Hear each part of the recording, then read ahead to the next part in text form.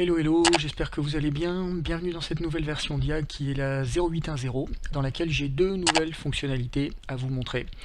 La première, c'est que le comportement des dés a été complètement supprimé du code C++ de IAG et donc entièrement pris en charge par l'UA, par le scripting désormais, ce qui nous donne la possibilité de faire absolument ce qu'on veut avec les dés, y compris de créer un nouveau langage avec les lettres qu'on veut, etc.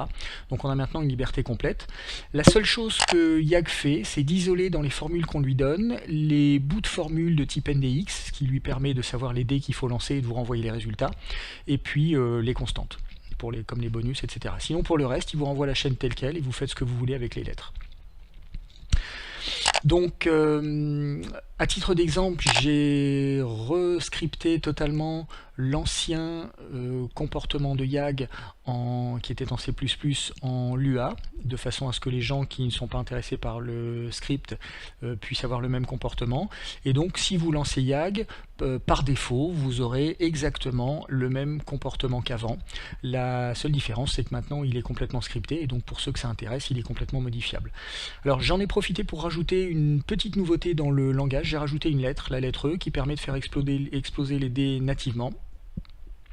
Donc on a maintenant la possibilité d'utiliser des formules du type 5D8, H3E7. Donc H3, je vous rappelle, c'est pour garder les 3 plus hauts. Ça existait déjà en C++ et je l'ai reproduit en YAG. Mais on peut également maintenant demander que les dés explosent, par exemple ici sur 7 et plus. Donc si je clique sur le bouton, il va lancer les 5D8. On va avoir aucun dé explosé ici. Donc vous voyez que le programme nous affiche les 5 dés qui ont été lancés. On lui a demandé d'en garder 3, il nous signale les 3 qu'il a gardés, il fait la somme.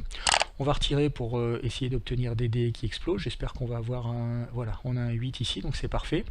Et puis on a 2 8 donc, qui ont été relancés pour obtenir 2 5. Donc vous voyez qu'ici le programme nous dit j'ai lancé 5 dés, je garde les 3 plus hauts, j'ai 2 8 qui ont été ici avec le petit X, la croix, j'ai 2 8 qui ont explosé, qui ont été relancés pour donner un 5 et un 3. Et donc si j'additionne tous les plus ici, je vais obtenir un 30. Donc il me donne le total. Alors tout ce comportement, l'analyse des formules, l'explosion des dés et puis l'affichage du journal est entièrement fait dans le module par défaut qui est utilisé par l'UA. Et vous voyez que c'est un script qui est tout petit, je ne charge aucune fonction ni aucun autre module, donc la totalité du script est ici. Et vous voyez que par exemple c'est dans ces fonctions-là que je garde le plus haut ou les plus bas des dés, que j'explose le nombre en utilisant à chaque fois je vais identifier mes formules avec des expressions régulières. C'est également à la fin ici que j'affiche le détail, donc si vous voulez modifier la façon dont c'est affiché, vous pouvez le faire. Voilà. Donc on a vraiment une liberté complète, et bien sûr pour ceux qui ne sont pas intéressés par le script, YAG se comporte exactement comme il se comportait avant, sauf que c'est plus fait en C++.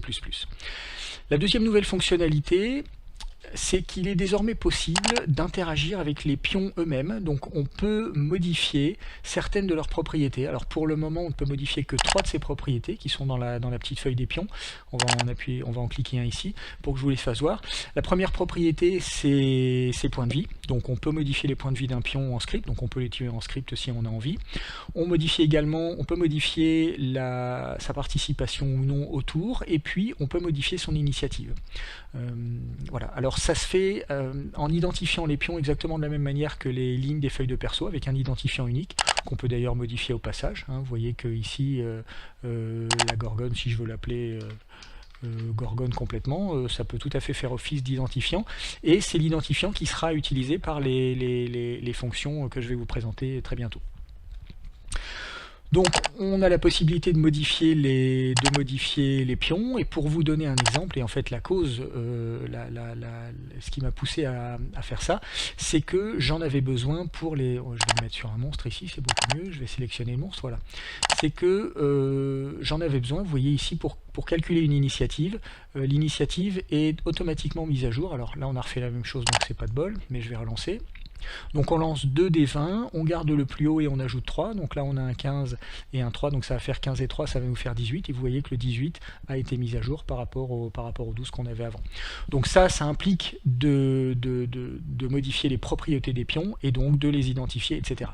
Donc il est désormais possible d'interagir avec ces pions, pour l'instant avec seulement 3 avec seulement 3 propriétés, mais d'autres vont arriver.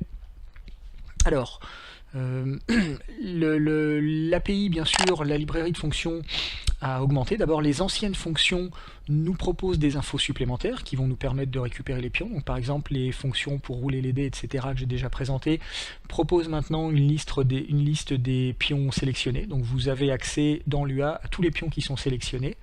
Vous avez dans la feuille de perso une petite liste supplémentaire qui vous donne la liste des pions attachés à la feuille de personnage, donc vous pouvez également accéder à la feuille de perso. Vous avez ici un petit entier qui va vous permettre d'identifier l'origine du G2D. Par exemple, si on a cliqué sur ce bouton ou sur le bouton du panneau des dés. Donc ça permet de savoir si c'est un dé d'initiative, si c'est un dé d'attaque, de combat, etc. Donc là, typiquement, c'est pas ici. Typiquement, vous voyez dans la fonction de callback ici des dés, alors je peux les afficher, donc là j'ai mis en commentaire, mais sinon vous voyez que quand ce petit entier vaut 1, ça vient d'une ligne de feuille de perso, quand il vaut 2, ça vient du panneau des dés, et quand il vaut 3, c'est une initiative. Et donc je l'utilise ici pour dire, si ça vaut 3, ça veut dire que c'est le bouton d'init qui a été cliqué, et donc à ce moment-là, tu utilises le résultat pour mettre à jour l'initiative. Et donc comment ça se fait? On récupère les données du pion avec une des nouvelles fonctions que je vais vous présenter, getPonyInfo. Vous vous doutez que ça va nous donner des informations sur un pion. On met à jour l'initiative dans la petite structure qui est utilisée pour les infos du pion, et puis ensuite on utilise le updatePwn ici pour lui dire tu mets à jour le pion en question avec sa nouvelle initiative. Et puis ensuite, quand on renvoie ça à YAG avec cette fonction, lui il sait qu'il doit mettre à jour l'interface et puis afficher ce qui doit être affiché. Okay. Donc c'est vraiment tout simple. Les deux nouvelles fonctions,